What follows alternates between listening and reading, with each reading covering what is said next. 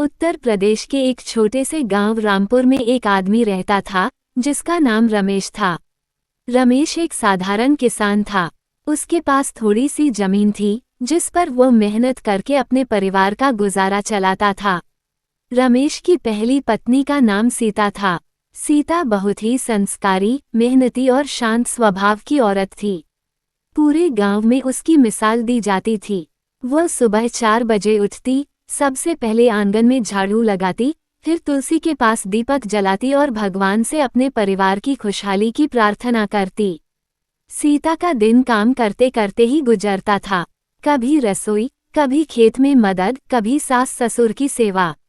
गांव की औरतें अक्सर कहती थीं, सीता जैसी बहू हर घर को मिलनी चाहिए। लेकिन रमेश का स्वभाव थोड़ा अलग था।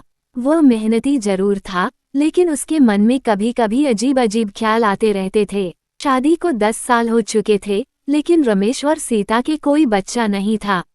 गांव के कुछ लोग रमेश के कान भरने लगे। एक दिन चौपाल पर बैठे कुछ आदमी बोले, रमेश, तेरी शादी को इतना समय हो गया, अभी तक कोई औलाद नहीं। दूसरी शादी कर ले, वंश तो चलना चाहिए। रमेश पहले तो चुप रहा, लेकिन धीरे धीरे यह बात उसके दिमाग में बैठ गई। उस रात उसने सीता से कहा, सीता, मैं सोच रहा हूँ कि दूसरी शादी कर लूँ। सीता के हाथ से पानी का गिलास गिर गया। उसकी आंखों में आंसू आ गए। उसने धीमी आवाज में पूछा, क्या मुझसे कोई गलती हो गई है? रमेश बोला, नहीं सीता, तुम बहुत अच्छी हो, लेकिन परिवार को आगे बढ़ाने के लिए यह जरूरी है। सीता का दिल टूट गया, लेकिन उसने अपने पति के फैसले का विरोध नहीं किया। कुछ महीनों बाद रमेश ने दूसरी शादी कर ली। दूसरी पत्नी का नाम गौरी था। गौरी पास के गांव की रहने वाली थी। वो बहुत सुंदर थी और थोड़ी तेज स्वभाव की भी। जब गौरी पहली बार घर आई तो सीता ने उसका स्वागत किया। उसने आरती उतारी और कहा, अब से यह घर तुम्हारा भी है। गौरी को ये देखकर थोड़ा आश्चर्य हुआ कि सीता उससे बिल्कुल भी नाराज नहीं थी।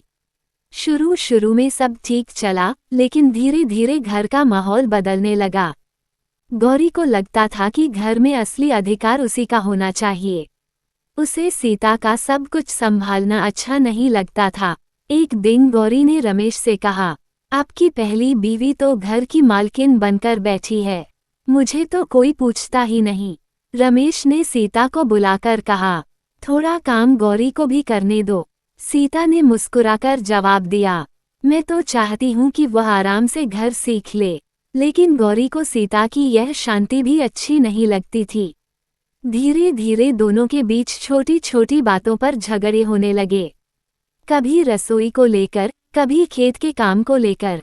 1 साल बाद गांव में बहुत बड़ा सूखा पड़ गया। खेतों में फसल नहीं हुई। रमेश की कमाई कम हो गई। अब घर चलाना मुश्किल होने लगा। सीता ने कहा, रमेश, चिंता मत करो, मैं गांव में लोगों के घर काम कर लूंगी। गौरी ने गुस्से में कहा, मैं किसी के घर काम नहीं करूंगी। सीता सुबह सुबह दूसरे घरों में काम करने जाने लगी। वह घर भी संभालती और पैसे भी लाती। धीरे धीरे गौरी को एहसास होने लगा कि सीता कितनी मजबूत और सहनशील औरत है। एक दिन खेत में काम करते समय रमेश का पैर फिसल गया और वह गिर पड़ा। उसकी टांग में गंभीर चोट लग गई। अब वो कई महीनों तक काम नहीं कर सकता था। घर की सारी जिम्मेदारी सीता पर आ गई। सीता दिन रात मेहनत करती।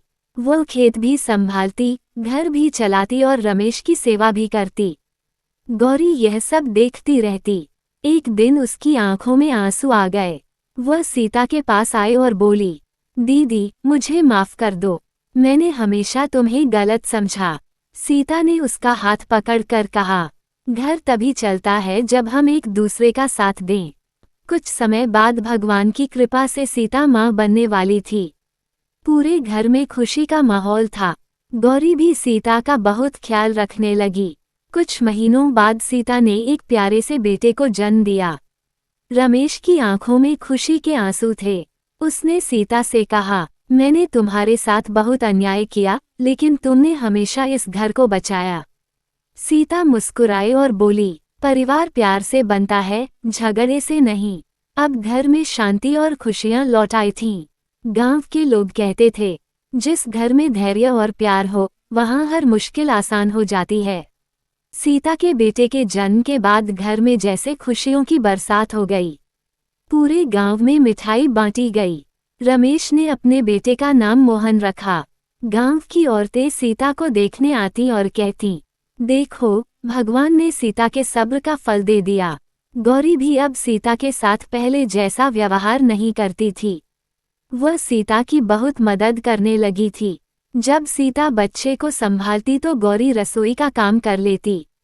एक दिन गौरी ने सीता से कहा, दीदी, अगर आप बुरा न माने तो मैं मोहन को थोड़ा गोद में ले लूं। सीता मुस्कुराई और बोली, क्यों नहीं गौरी, ये तुम्हारा भी तो बेटा है। गांव के लोग अक्सर कहते थे, रमेश का घर इस गांव का सबसे खुशहाल घर है, क्योंकि वहां 2 बहुएं नहीं, 2 बहनें रहती हैं। अगर परिवार में धैर्य, प्यार और समझदारी हो, तो कोई भी मुश्किल उस परिवार को तोड़ नहीं सकती।